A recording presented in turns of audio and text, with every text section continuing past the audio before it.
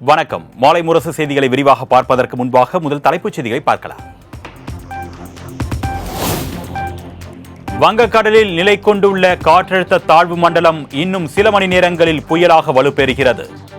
தமிழ்நாட்டின் வட கடலோர மாவட்டங்களில் அதி கனமழைக்கு வாய்ப்பிருப்பதாக பாலச்சந்திரன் தகவல். நிலை கொண்டிருக்கும் ஆழ்ந்த காற்றழுத்த தாழ்வு மண்டலம் அடுத்து ஒரு சில மணி நேரங்களில் புயலாக வலுப்பெறக்கூடும். இது தொடர்ந்து வடமேற்கு திசையில் நகர்ந்து நாளை பிற்பகல் காரைக்காலுக்கும் மகாபலிபுரத்திற்கும் இடையே புதுவைக்கு அருகில் கரையை கடக்கக்கூடும். இதன் காரணமாக வட தமிழக கடலோர மாவட்டங்களில் பரவலாக மிதமான மழையும், ஒரு சில இடங்களில் கனமுதல் மிக கனமழையும், ஓரிரு இடங்களில் அதி கனமழையும் பெய்யக்கூடும்.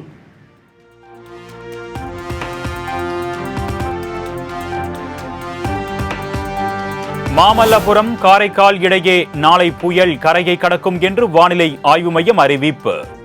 கரையை கடக்கும் போது அதிகபட்சமாக மணிக்கு 90 கிலோமீட்டர் வேகத்தில் காற்று வீசக்கூடும் என்றும் கணிப்பு.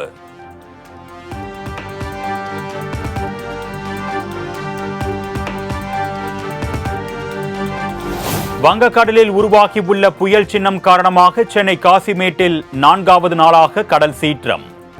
அலைகள் ஆக்ரோஷமாக காணப்படுவதால் பொதுமக்கள் கடற்கரைக்கு செல்ல வேண்டாம் என்று காவல்துறை அறிவுறுத்தல்.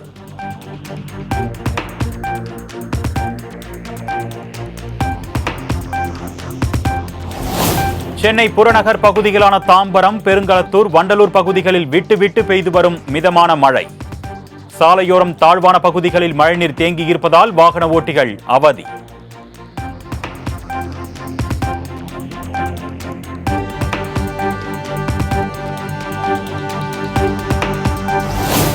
திருவாரூர் மாவட்டம் முத்துப்பேட்டை மற்றும் அதன் சுற்றுவட்டார பகுதிகளில் பெய்த கனமழை. சுமார் 1000 ஏக்கருக்கு மேற்பட்ட சம்பா நெற்பயிர்கள் நீரில் மூழ்கி சேதம்.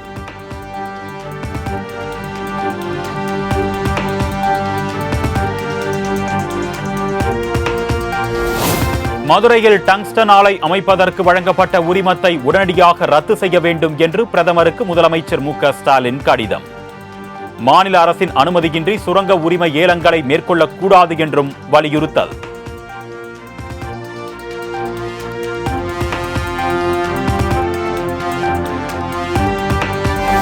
மக்கள் தொகை அதிகமுள்ள கிராமங்களில் வணிக ரீதியாக சுரங்கம் தோண்டுவது கண்டிப்பாக கூடாது.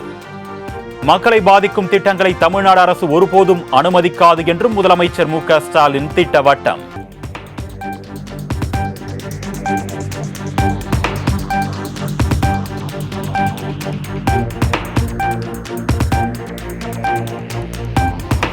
திருப்பூர் மாவட்டம் பல்லடம் அருகே வீடு புகுந்து 3 பேரை கொன்றுவிட்டு நகை பணம் கொள்ளை. தாய், தந்தை, மகன் ஆகிய 3 கொன்று வெறியாட்டத்தில் ஈடுபட்ட மர்ம கும்பலால் பரபரப்பு.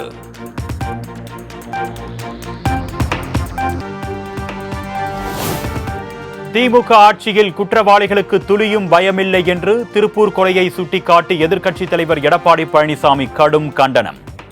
குற்றவாளிகளின் சொர்க்க பூமியாக தமிழ்நாட்டை மு.க. ஸ்டாலின் மாற்றியிருப்பதாகவும் சாடல்.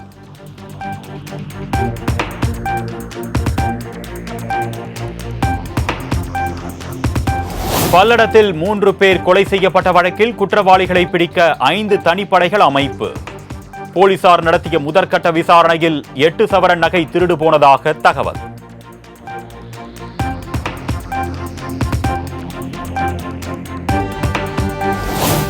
பல்லடத்தில் கணவர், மாமனார், மாமியாரை பறிகொடுத்த பெண் காவல்துறையினரிடம் ஆவேசம். குற்றவாளிகளை பிடிக்க முடியவில்லை என்றால் காவல்துறைக்கே கேவலம் என்றும் ஆக்ரோஷம்.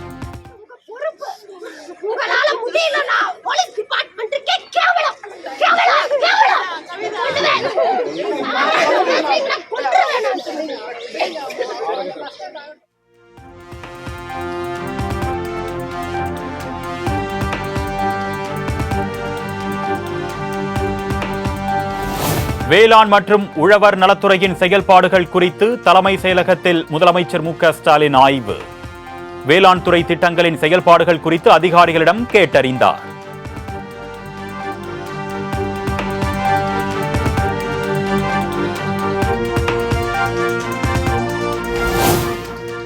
அதானி மின்சாரத்திற்கு அதிக விலை ஏன்? 800 மெகாவாட் மின் ஆலை 10 மாதங்களாகியும் இயங்காதது ஏன்? தமிழக அரசுக்கு பாமக தலைவர் அன்புமணி சரமாரி கேள்வி.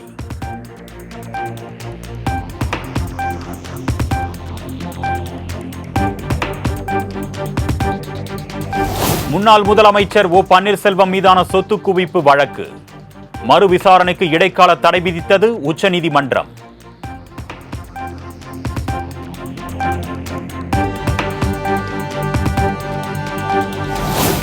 பாம்பன் புதிய ரயில் பாலம் கட்டுமான பணியில் எந்த குழப்பமும் இல்லை.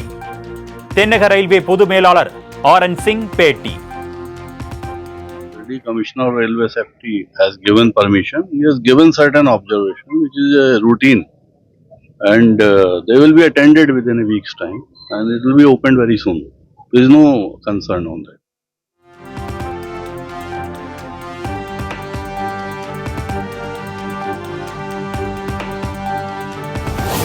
சட்டவிரோத பண பரிமாற்ற தடை சட்ட வழக்கில் கைது செய்யப்பட்டுள்ள ஜாஃபர் சாதிக் ஜாமீன் கோரி மனு. டிசம்பர் 2ஆம் தேதிக்குள் அமலாக்கத்துறை மனு தாக்கல் செய்ய சிபிஐ நீதிமன்றம் உத்தரவு.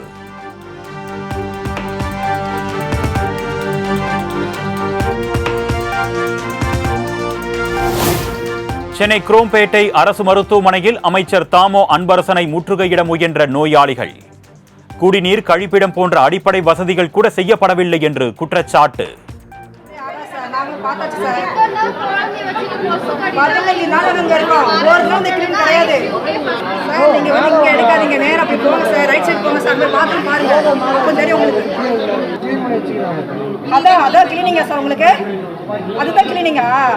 ஆபரேஷன் பண்ணவங்களோட பாத்ரூம் வந்து அதான் கிளீனிங்கா? இன்னைக்கு தான் சார் வார்டை கிளீன் பண்ணிக்கிறாங்க.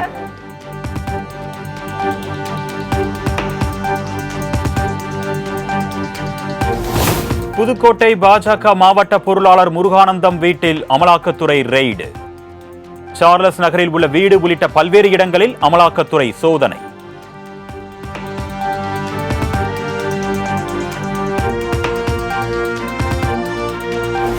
புதுக்கோட்டை மாவட்டம் ஆலங்குடியில் அதிமுக எம்ஜிஆர் அணி மாவட்ட செயலாளர் பழனிவேல் வீட்டில் இடி ரெய்டு. கடந்த அதிமுக ஆட்சியில் சோலார் விளக்குகள் அமைக்கும் பணியில் முறைகேடு நடைபெற்றதாக எழுந்த புகாரில் சோதனை.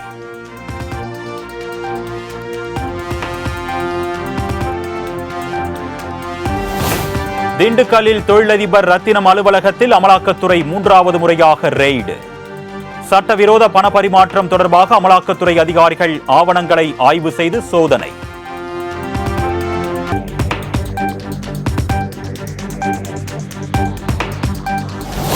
(2533) அரசு மருத்துவர் காலி பணியிடங்களுக்கான தேர்வு ஜனவரி 5ஆம் தேதி நடத்தப்படும். மக்கள் நல்வாழ்வுத்துறை அமைச்சர் மா சுப்பிரமணியன் அறிவிப்பு. அந்த தேதி மாற்றப்பட்டிருக்கிறது. ஜனவரி 27 என்றிருந்த அந்த தேர்வு தேதி 22 நாட்கள் அட்வான்ஸ் செய்யப்பட்டு ஜனவரி 5 என்று மாற்றப்பட்டிருக்கிறது.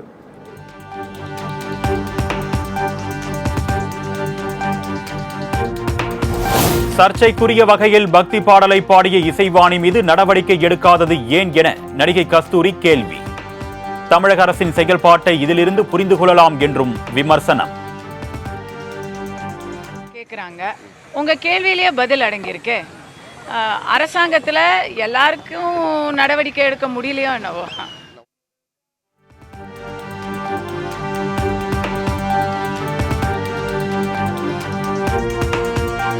வணிக வாடகை கடைகளுக்கு 18% ஜிஎஸ்டி விதிக்கப்படுவதற்கு எதிர்ப்பு. மத்திய அரசை கண்டித்து ஈரோடு, தேனி, மதுரை, விருதுநகர் மாவட்டங்களில் முழு கடையடைப்பு போராட்டம்.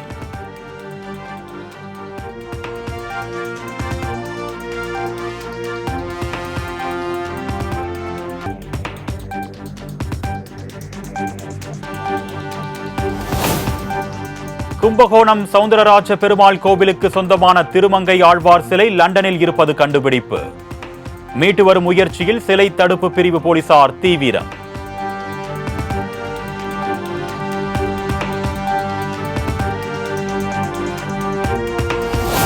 ஷார்ஜாவில் இருந்து திருச்சி வந்த பயணியிடம் வான் நுண்ணறிவு பிரிவு சுங்கத்துறை அதிகாரிகள் சோதனை.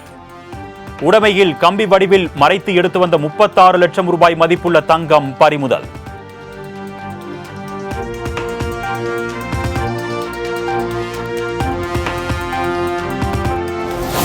நாமக்கல் மாவட்டம் திருச்செங்கோடு தனியார் மகளிர் கல்லூரியின் மாடியில் இருந்து குதித்து மாணவி தற்கொலை. கல்லூரியில் சேர்ந்து 2 நாட்களே ஆன நிலையில் மாணவி எடுத்த விபரீத முடிவு குறித்து காவல்துறையினர் விசாரணை.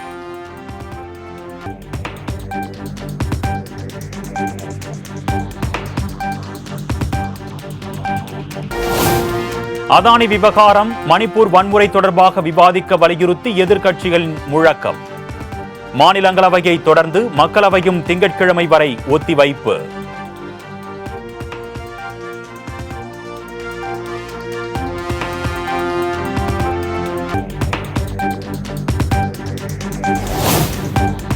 ஒடிஷாவுக்கு வருகை தரும் பிரதமர் மோடியை வரவேற்று மணர் சிற்பம். பூரி கடற்கரையில் தத்ரூபமாக வரைந்து அசத்தல்.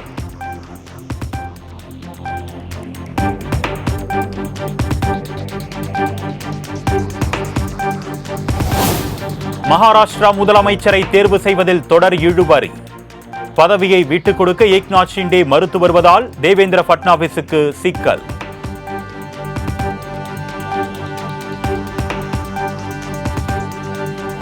திருப்பதி லட்டில் விலங்கு கொழுப்பு கலக்கப்பட்ட விவகாரம். லட்டு தயாரிக்கும் இடத்தில் சிறப்பு அதிகாரிகள் குழுவினர் ஆய்வு.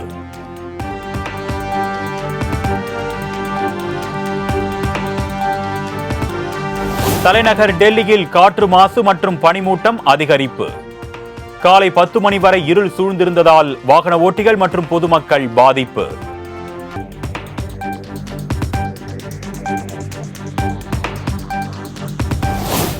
கூடுதல் வரி விதித்தால் பல்வேறு நாடுகளுடனான உறவுகள் பாதிக்கும். டிரம்புக்கு தற்பொழுதைய அதிபர் ஜோ பைடன் அறிவுறுத்தல்.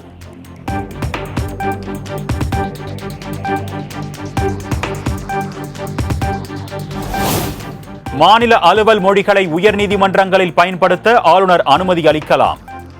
சட்டத்துறை இணையமைச்சர் அர்ஜுன் ராம் மேக்வால் நாடாளுமன்றத்தில் எழுத்துப்பூர்வமாக பதில்.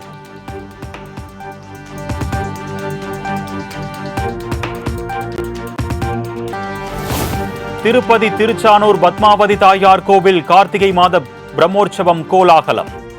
பெரிய சேஷ வாகனத்தில் எழுந்தருளிய தாயாரை கோவிந்தா கோவிந்தா என முழக்கம் எழுப்பி வழிபாடு.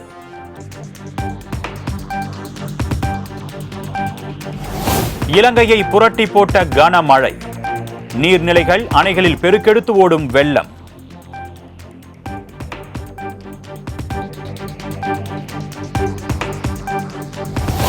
கனமழையால் இலங்கை சோமாவதி பகுதியில் ஏற்பட்ட வெள்ளத்தில் சிக்கி தத்தளிக்கும் யானை கூட்டம். மீட்பு பணிகளை மேற்கொள்ள நடவடிக்கை எடுக்கப்பட்டு வருவதாக அந்நாட்டு வனத்துறை நிர்வாகம் தகவல்.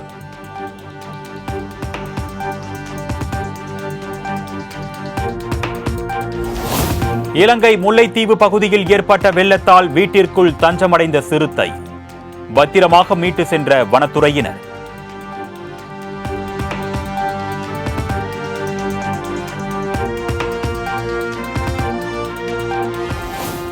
சென்னையில் ஆபரண தங்கத்தின் விலை சவரனுக்கு 560 ரூபாய் உயர்ந்து 57,280 ரூபாய்க்கு விற்பனை. 1 கிராம் தங்கம் 7,160 ரூபாய்க்கு விற்பனையாகிறது.